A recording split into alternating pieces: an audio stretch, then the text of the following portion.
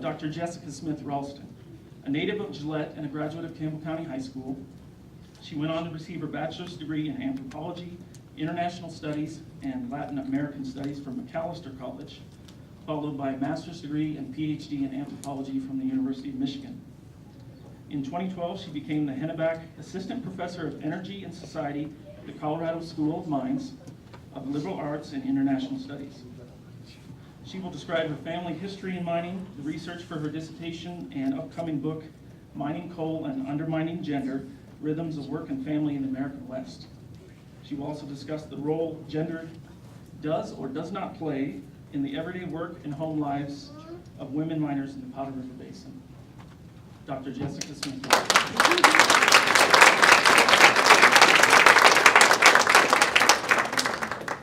Thank you, Robert. I'm really excited to be back home. I appreciate the invitation, and I'm so excited to see all of you here. It's not often that I get to talk about women miners from Wyoming with women miners from Wyoming, so this is a real treat. I wanted to say thank you. There are a lot of people in this audience who helped with the original research, and so I'm not going to out you. You can out yourselves later if you'd like. So, I normally start presentations with these graphs. What I found when I started going to school was that very few people knew that most of the coal that gets burned in the U.S. actually comes from our little place here in northeastern Wyoming. And so they find it pretty amazing to think that Wyoming coal gets exported all the way to West Virginia, Pennsylvania. Those are the historic kind of Appalachian coal mining regions. But you all know that. And the second thing that people didn't realize the more I left was that women actually played a huge role in the coal industry out here. So I thought before I started telling other people's stories, I should tell you a little bit about my own, how I ended up doing this. I never thought that I'd end up doing my research about coal mining. I did a study abroad when I was an undergraduate. I went to Cuba. I was going to do all of this amazing research in Cuba with women taxi drivers. And then I started reading these books that other people had written about mining communities. And the more I read, the more I realized that Gillette had a really unique story that hadn't been told by anybody else. And so I switched. And so when I was an undergrad, at the same time that I was going to this hippie granola college in Minnesota, I would come back home and I would work in the summer student program. And so I worked in the plant one summer and then I drove truck for 2 summers. Since my dad has worked in the mines for the whole time that we've lived here in Gillette. And it was a fascinating experience. I just taken my first class in anthropology. Anthropology is a field in which you go someplace, you try to learn an insider's perspective on the culture and what's important to them. And I felt like when I was starting my first work out there that I was learning a new culture. I was learning a new way of talking, a new way of interacting. So the whole time I was out there, I was thinking like an anthropologist. So when I was in graduate school, I then came back and did participant observation at 4 different mines here in the basin for a year. So participant observation is a way to really get to know people and try to stand in their shoes. So I interviewed people as they were driving their haul truck, as they were loading trucks with their shovel, to talk about their work and their lives. And I guaranteed everyone in my research confidentiality. I guaranteed the company's confidentiality, so you're not going to be hearing any proper names tonight. The other caveat is that most of this research was done between 2005 and 2007, and the coal industry is a lot different, and the mines are a lot different. So we can talk about that maybe in the question and answer. So this is what I say about the Powder River Basin, that I think we should make the argument that it's a success story for integrating women into a non-traditional field. When you look at crews in the Powder River Basin, about the average of those crews have 20% of women actually in production, so not just in the office. In the office, it's very commonplace to see women in engineering and administration, but actually kind of out doing this work, about 20% of all of the crews are made up of women. To give you some context, in Appalachia, the woman's mine that has been studied the most had 8% women actually in production. So there's a larger number of women out here. And based on my research with lots of different people, they generally have very good things to say about their work and the people that they work with. So it's not just that they're out there enduring, but they're out there and they're thriving. They operate all sorts of different pieces of equipment. They do all sorts of different jobs. Reports of sexual harassment were very low, which I think is important to mention, because when you Google women miners, or you think about the very few kind of popular culture references to women miners, it's North Country, so it's sexual harassment. And I'm not going to say it doesn't happen out there, but it's not as big of a problem as a lot of people think that it is. So the other caveat is that I'm a social scientist, and so I'm interested in patterns. And so I know that there's going to be people here who are going to have disagreements with some of these big things that I have to say, and I totally welcome that and look forward to hearing from you. But what I'm trying to do is kind of pull out some of kind of the big patterns. So what interests me and what I open my book with is this idea that gender doesn't matter. So when I started doing my research, a lot of people kind of resented the framing of it, that I was doing a study of women or I was doing a study of gender, because they said that there were more interesting things to talk about, or maybe that gender wasn't an issue. And so what I do in my research is I show that there is some truth to that statement, but that there's also some complications as well. So I wanted to start with a little bit of the historical context to build on what Robert had started off with. So these mines, the majority of them were opened in the late 1970s, early 1980s. And so the 1970s in the United States was a time of big social upheaval. So we had women's liberation movement. Specific to the mining industry, there were a series of lawsuits successfully won by women against mines in Appalachia, suing for the right to work because they hadn't been employed there. And so these mines in Wyoming opened after kind of this industry had been forced in another part of the country to integrate women into their ranks. Also, when you go back and actually read old articles in the news record or even the Wall Street Journal, all of the corporate executives are on the record as saying that they viewed Gillette in the Powder River Basin as an experiment and seeing if you could mine more profitably by actually having good relationships with your employees, so not having unions, and having good relationships with your community. This was a different model as to what was happening in Appalachia. So it's not happenstance that when these mines were opening and they were first hiring women, that they were opening their doors for them. The other significant thing is that a lot of the women who first went to work in this industry had agricultural backgrounds. So there weren't enough people here in town to work at the mines, so we had to go all around in North Dakota, South Dakota, Montana, and recruit people. And a lot of the women who ended up coming, even from other parts in Wyoming, had grown up on farms or ranches, and viewed that as being significant in explaining why they felt comfortable out at the mines. So these are just a few excerpts. I chose them because they all point to the importance of this background of agricultural labor for making their transition into mining easier. So they were used to working outside. They were used to working with men, and they were used to doing whatever needed to be done. So they weren't going to pull the gender card and say that you can't do something, because everybody had to band together to get something finished. I even found one human relations official who had worked in the eastern part of the U.S., and she said it was just a totally different experience out here. And I love this. She said it was harder to get those Appalachian women to apply. Here, mining is more traditional work for women. If you can imagine, we always hear mining is non-traditional work. Here she's saying mining is traditional work for women. It's just like putting a daughter to work on the farm out here. So that's some of the historical perspective. As an anthropologist, I'm interested in how people interact with each other, actually at the work site. And so what I found were there was two different approaches that women would use to position themselves on the workplace and make their relationships with people. The first, and I think the most common one, was that they tried to diminish the significance of gender. So they would make the argument that they didn't want to be a good woman miner, they just wanted to be a good miner, period.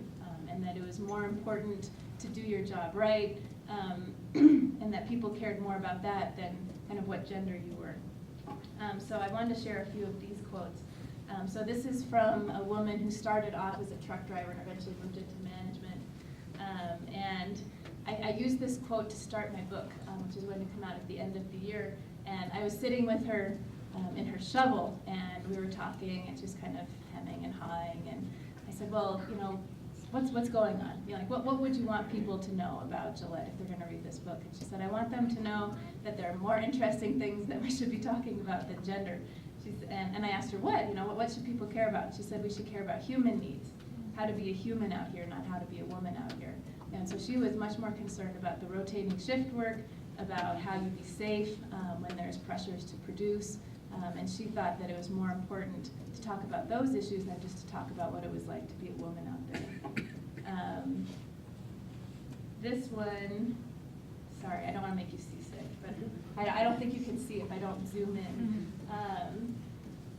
So this woman was much younger, and she argued that being an equipment operator is an excellent opportunity for a female because it doesn't matter if you're female or male. It's very open. Men don't care as long as you can get back to the berm square. And so what she means here, if you haven't been out to a mine, is that there's kind of this politics. So you want everybody to work hard out in the pit, and you don't want to create extra work for anybody else. So if you're a truck driver, and I learned this being a truck driver, if you're a truck driver and you're supposed to be hauling dirt from the shovel, to the dump, if you're constantly leaving the dirt on the top of the dump, it means that the dozer operator who's kind of running that dump has to do extra work to then push it off. But if you can back up just perfectly so it just goes off, they can sit and read their magazine.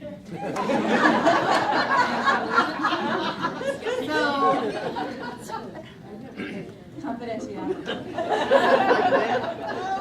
So they thought it was more important, to just pull your weight, basically, instead of trying to pull something out. So, there was also, I had a really good talk with someone who had started working back in the 1970s, and I had to think about it when I was kind of thinking about how to write this book, and even when I saw the newspaper article. She doesn't like the idea of kind of highlighting women as a distinct section of the workforce. So she was remembering this story back in the 1970s.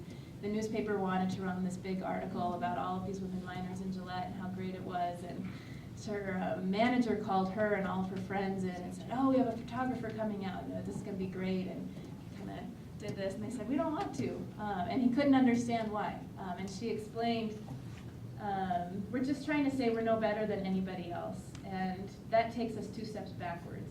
It was just one of those things. I don't have to fight for a chance, but on the other hand, don't make a big deal out of the fact that I'm out there doing it also. So there's kind of this idea they just want to be recognized for being good workers, no different.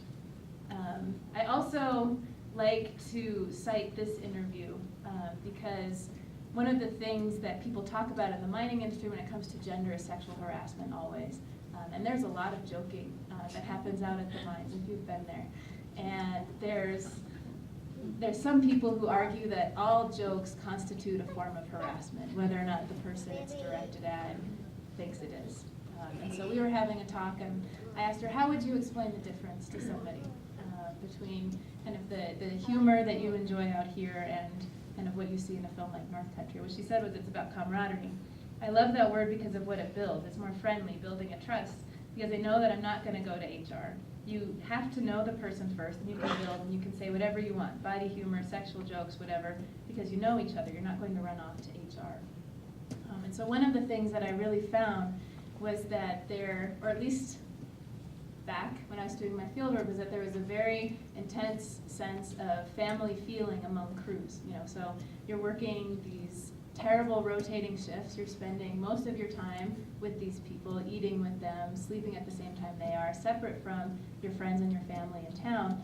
And so they really felt like they belonged to this family, and so it meant that you can and should joke with each other, and that joking was a way of building relationships instead of being a way that you were going to ostracize or punish someone. So this is kind of the idea is that we're diminishing the significance of gender. We're trying to say that it doesn't matter. Sorry. On the other hand, there are people who take a very different approach. This is the pink hard hat model. So they want to emphasize the importance of gender out there. And so the argument that I would hear from these sorts of people is that there were feminine qualities that actually made them a benefit to the industry.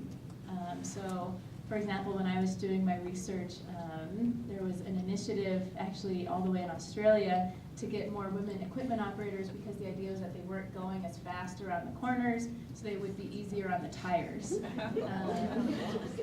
And I heard this in the mines when I was out there as well. A lot of people said that women weren't going to muscle the equipment, that if there was something wrong, they would actually call in and report it. They're insinuating that men had too big of egos to do that. And the idea was that women were kind of caring as well, that they could bring this kind of unique caring perspective to crews, to their work, and to the industry in general. And that's true, and that's great, but it's a very different model for how you position yourself in relation to your coworkers in the industry in general.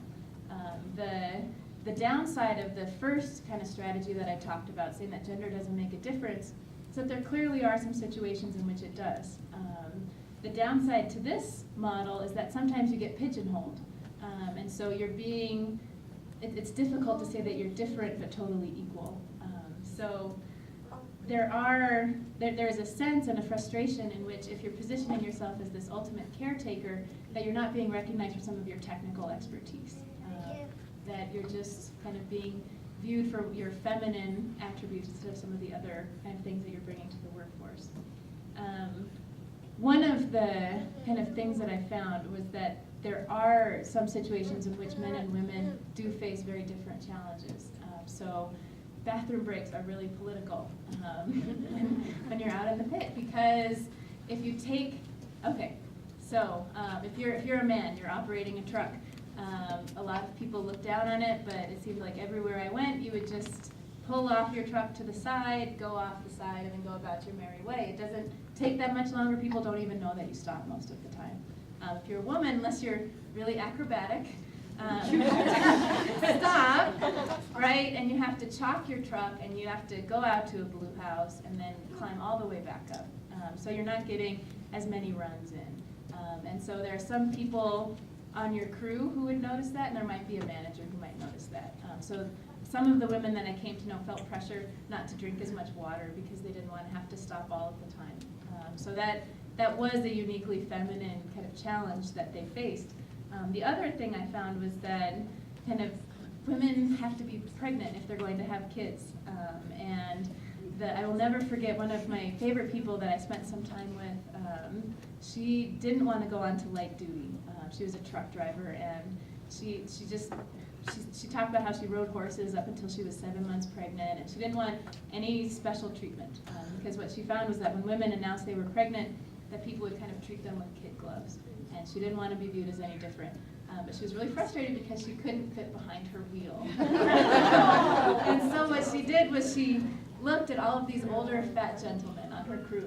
She was going to try to figure out how they fit their big giant bellies behind their wheel. And what she found was that a baby is very different because a baby is hard, it doesn't move around, right? And so the older men, she would watch them, they would like pick up their stomach, and she couldn't do that.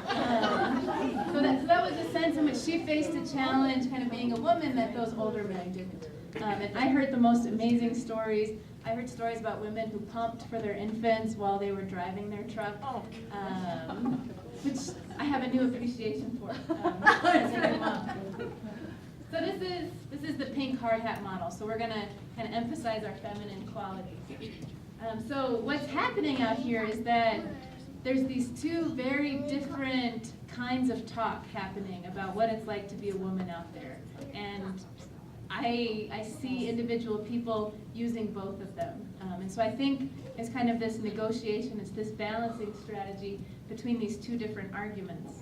And that's where some of the tension and opportunity comes from. So what I think is more interesting, instead of saying that there's one essential story about being a woman miner, or that there's kind of one truth about it, is that people are negotiating this on an everyday basis and figuring out what works for them. What I did find interesting is that there are kind of specific ways in which people talk about gender. So what I tried to do, instead of saying that gender is always important, what I want to do is see when people are invoking gender as being significant. So when are they saying that it's making a difference, that these two people are a man and a woman versus a man and a man. And so this is a typology. It's not perfect, but it's kind of the most statistically significant one that I found.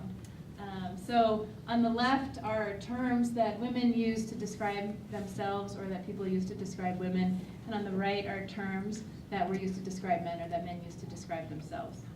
I think you can probably guess what they all mean.